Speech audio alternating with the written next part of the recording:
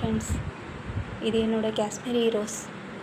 இது வந்துட்டு ஏற்கனவே நான் வந்து 2 பிளான்ட் வாங்கி வச்சு எல்லாமே டைபேக் ஆகி டெத் ஆகிடுச்சு. இது என்னோடய 3வது முயற்சியாக வாங்கி வச்சுருக்கேன்.